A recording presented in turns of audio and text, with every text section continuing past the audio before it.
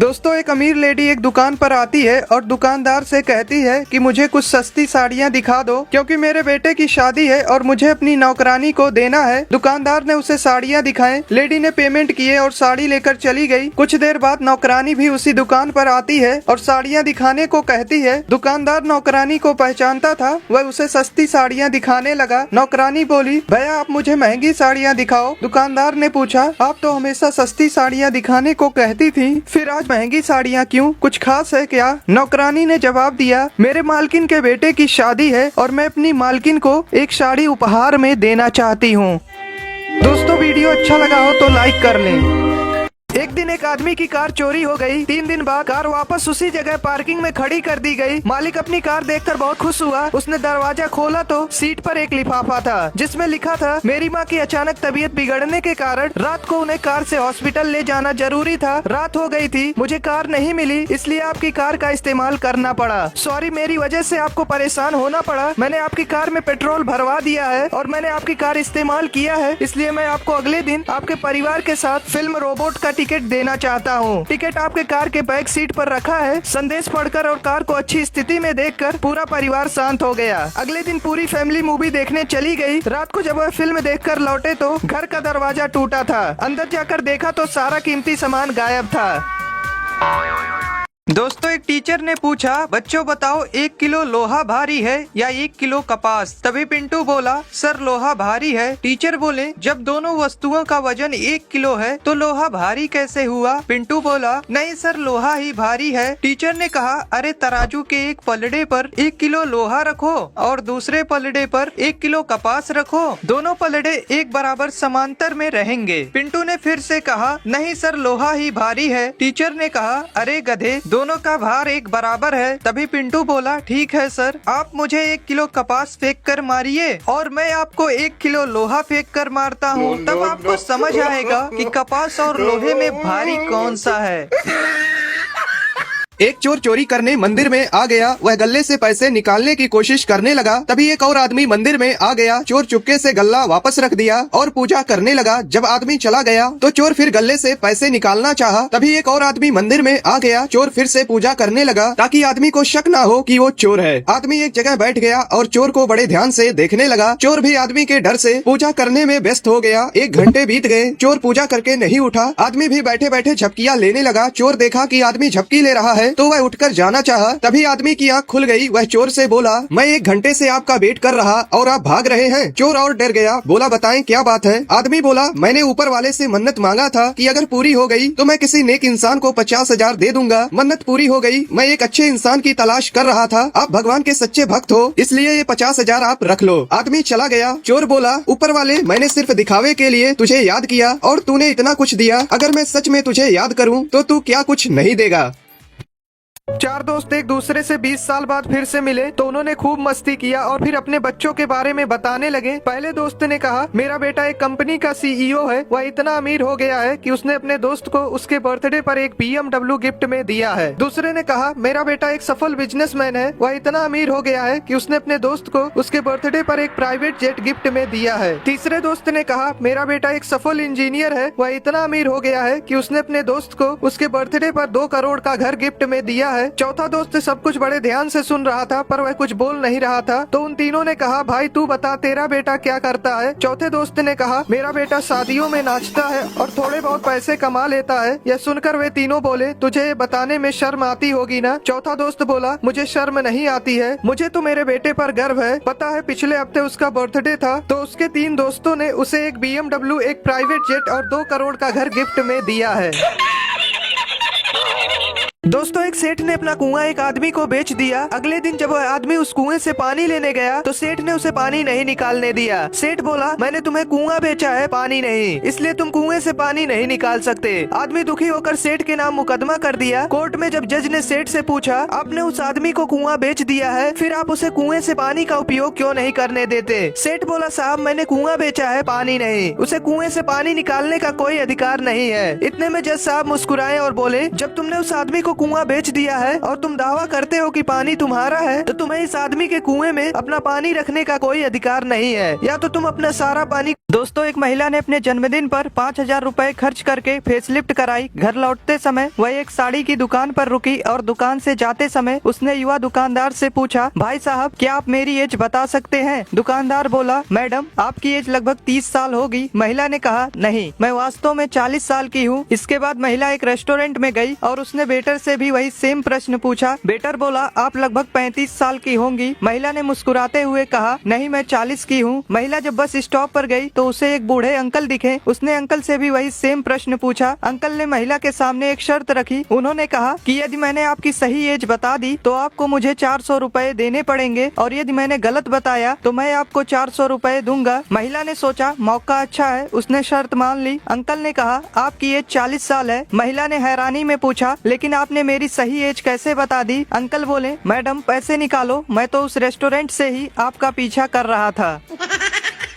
एक बार एक अमीर आदमी महंगे जूते पहनकर मंदिर गया। जब वह मंदिर के सामने था तो उसने सोचा कि अगर मैं जूते मंदिर के बाहर छोड़ दूं तो वे चोरी हो सकते हैं। उसे मंदिर के बाहर एक भिखारी बैठा दिखाई दिया। वह उससे बोला, जब तक मैं मंदिर से वापस नहीं आ जाता क्या तुम मेरे जूतों की देखभाल करोगे? भिखारी हाँ में सिर हिलाया। आदमी अंदर गया। बोला, हुजूर यह कैसी दुनिया रची है तूने? किसी को इतना पैसा दिया कि वह महंगी से महंगी चीज खरीद सकता है तो किसी को 2 वक्त की रोटी के लिए भी सोचनी पड़ती है। तू सबको एक बराबर धन क्यों नहीं देता? यह सब सोचते सोचते अमीर आदमी ने निश्चय किया कि वह भिखारी को 1000 रुपए देगा। जब अमीर आदमी बाहर आया तो उसने देखा कि वहाँ ना तो भिखारी था ना ही उसके जूते। वह ठगा हुआ महसूस कर रहा था। वह नंगे पैर अपने घर की ओर चलने लगा। रास्ते में उसने देखा कि एक आदमी फुटपाथ पर जूते चप्पल बेच रहा है। वहाँ अमीर आदमी ने देखा कि उसके जूते वहाँ बेचने के लिए रखे हैं। वह दुकानदार से उन जूतों के बारे में पूछा। दुकानदार बोला, एक भिखारी इन जूतों को लेकर मेरे पास आया और मुझे 100 रुपए में बेच दिया। यह सुनकर अमीर आदमी मुस्कुराने लगा। तभी उसे एक आवाज सुनाई दी, बेटा जब सबके कर्म एक बराबर नहीं हो सकते तो मैं सबको धन एक बराबर कैसे दे सकता हूँ? दोस्तों, एक बार एक टीचर ने अपने एक छात्र से पूछा, अगर तुम्हें रास्ते पर एक 100 रुपए का नोट और एक 50 रुपए का नोट पड़ा मिले तो तुम कौन सा नोट उठाओगे? वह छात्र अपने आप को बहुत चालाक समझता था। उसने फट से उत्तर दिया, सर 100 रुपए का नोट। टीचर बोला, तुम मूर्ख हो। तभी टीचर ने यही प्रश्न दूसरे छात्र से पूछा। दूसरे वाले ने उत्तर दिया, सर मैं 50 रुपए का नोट उठाऊंगा। टीचर बोला, तुम और मूर्ख हो। यह सुनकर पहले वाले छात्र ने पूछा, सर आप ही बता दो हमें कौन सा नोट उठाना चाहिए? टीचर ने कहा, बेवकूफ तुम दोनों नोट नहीं उठा सकते हो। दोस्तों, एक सेठ ने अपना कुआं एक आदमी को बेच दिया। अगले दिन जब वह आदमी उस कुएं से पानी लेने गया तो सेठ ने उसे पानी नहीं निकालने दिया। सेठ बोला, मैंने तुम्हें कुआं बेचा है, पानी नहीं, इसलिए तुम कुएं से पानी नहीं निकाल सकते। आदमी दुखी होकर सेठ के नाम मुकदमा कर दिया। कोर्ट में जब जज ने सेठ से पूछा, आपने उस आदमी को कुआं बेच दिया है, फिर आप उसे कुएं से पानी का उपयोग क्यों नहीं करने देते? सेठ बोला, साहब मैंने कुआं बेचा है, पानी नहीं, उसे कुएं से पानी निकालने का कोई अधिकार नहीं है। इतने में जज साहब मुस्कुराए और बोले, जब तुमने उस आदमी को कुआं बेच दिया है और तुम दावा करते हो कि पानी तुम्हारा है तो तुम्हें इस आदमी के कुएं में अपना पानी रखने का कोई अधिकार नहीं है, या तो तुम अपना सारा पानी। दोस्तों, जंगल के बीचों बीच एक गांव था। उस गांव में ना कोई आता था और ना ही वहाँ से कोई कहीं जाता था। एक बार एक गधे ने सोचा क्यों ना जंगल से निकल कर देखा जाए कि आखिर बाहर है क्या। अगले दिन गधा निकल पड़ा। जैसे तैसे करके उसने जंगल पार कर लिया और शहर पहुँच गया। जब गाँव वालों को यह बात पता चली तो वे कहने लगे कि वह गधा कितना भाग्यशाली है, अब वह वहाँ कितनी आराम की जिंदगी जी रहा होगा। लोगों की बात सुनकर कुत्ते के एक झुंड ने भी जंगल पार करने की ठानी।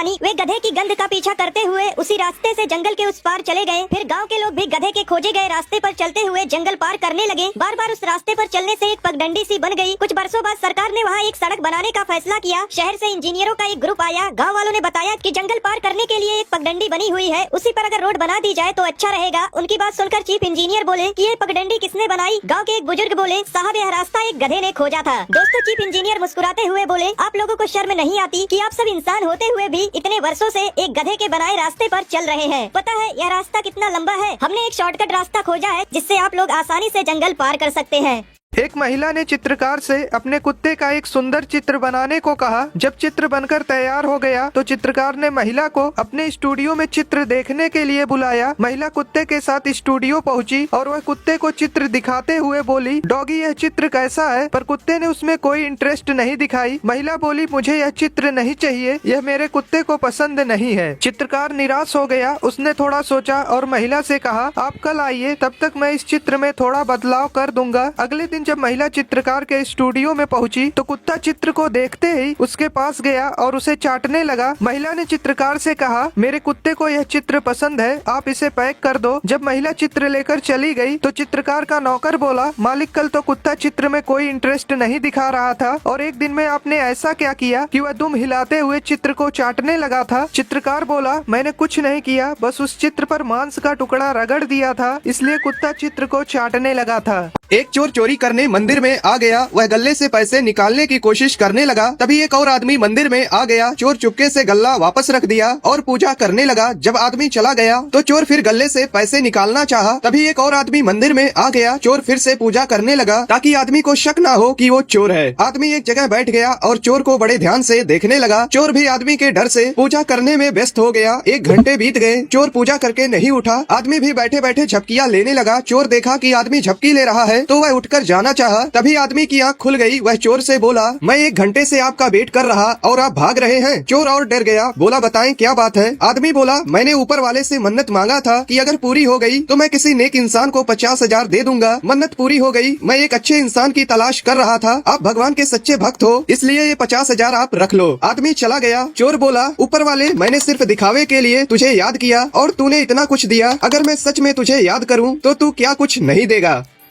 दोस्तों, एक आदमी घर पहुंचते ही अपने पिछले महीने की सैलरी अपनी पत्नी के हाथ में रख दिया। वो दोनों बातचीत कर ही रहे थे, तभी पति का फोन बजा। उसने फोन उठाया, बोला, हेलो माँ, आप कैसी हो। माँ बोली, बेटा मैं ठीक हूँ, मुझे तुमसे 3,000 रुपए चाहिए। पति ने पत्नी से कहा, माँ को 3,000 रुपए चाहिए। पत्नी बोली, उनसे कह दो अभी पैसे नहीं है। पति बोला, माँ अभी इतने पैसे नहीं है। माँ बोली, ठीक है, फिर तू मुझे कहीं से 2,000 दिला दे। पत्नी बोली, कह दो 2,000 रुपए भी नहीं है। पति ने उन पैसों के लिए भी माँ को मना कर दिया। माँ रोते हुए बोली, बेटा मैं बीमार हूँ, मुझे हॉस्पिटल में चेकअप कराना है, इसलिए कम से कम 1,000 तो दे दो। उसकी पत्नी बोली, कहो चेकअप कराना है तो किसी सरकारी हॉस्पिटल में करा ले। पति बोला, सासू माँ आप किसी सरकारी हॉस्पिटल में चेकअप करा लो, अभी पैसे नहीं है। पति के मुँह से सासू माँ सुनते ही पत्नी ने पति से फोन छीन ली। बोली, हेलो माँ, आप बीमार हो, मुझे बताओ आप कहाँ हो, मैं तुरंत पैसे लेकर आती हूँ। दोस्तों, आपने इस कहानी से क्या सीखा।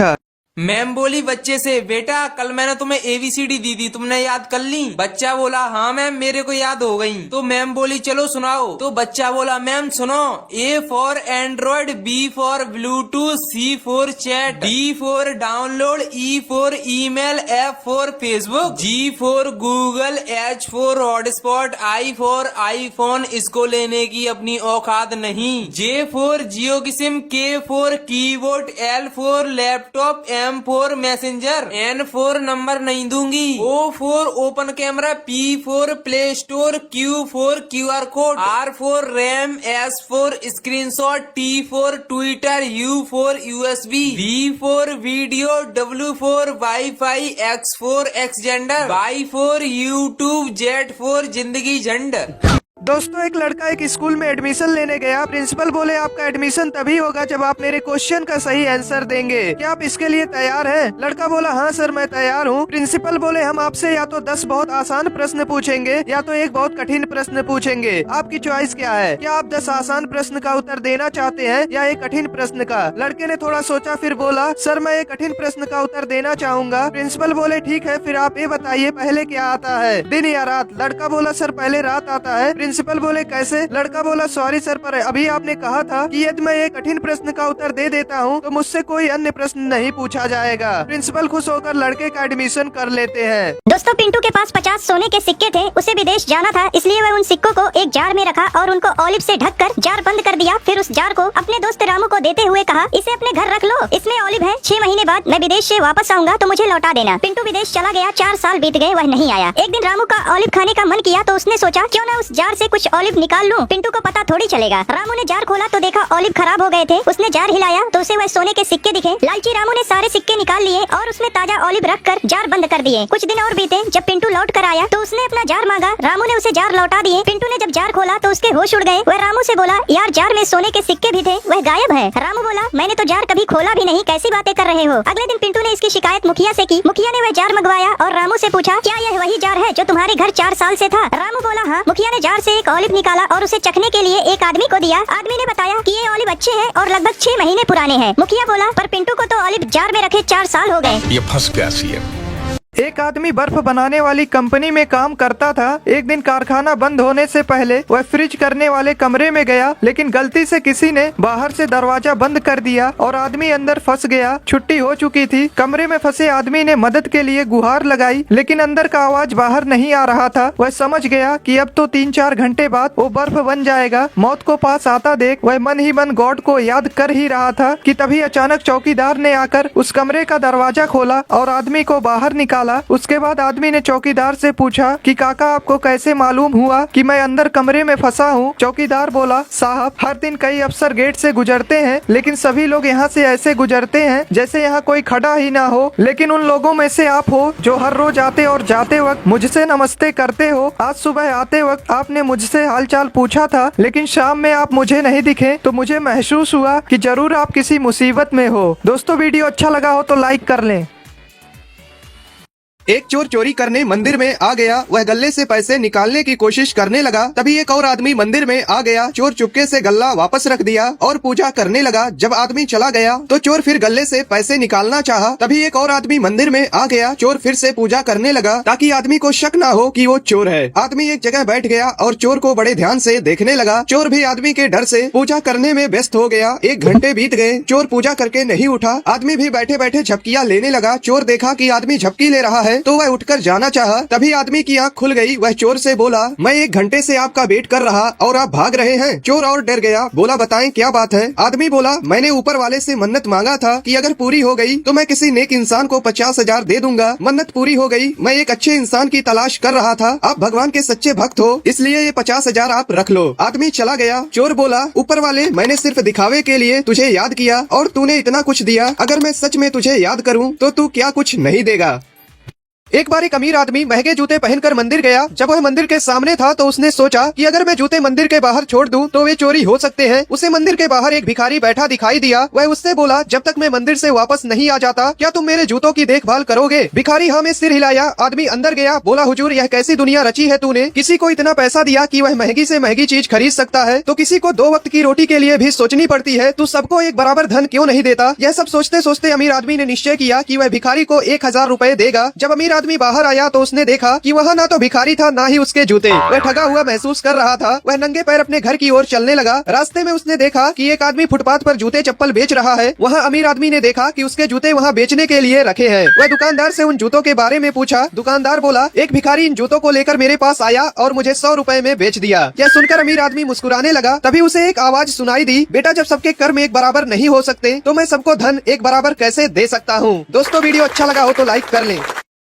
मेरा नाम दुआ है और ये मेरे मामा पापा हैं। हम शहर में रहते हैं ना गांव में। हम डेरे पे रहते हैं खेतों में। ये हमारा घर है जो हमने बनाया है और ये हमारा किचन है जहाँ पापा आटा गूंथते हैं, मामा रोटियाँ बनाती हैं। नलका है, इस पे हम वुजू करते हैं। ये हमारी मस्जिद है जहाँ हम नमाज पढ़ते हैं और ये मेरे पापा की बाइक है जिस पे मुझे वो झूला देते हैं। पापा जी आई लव यू।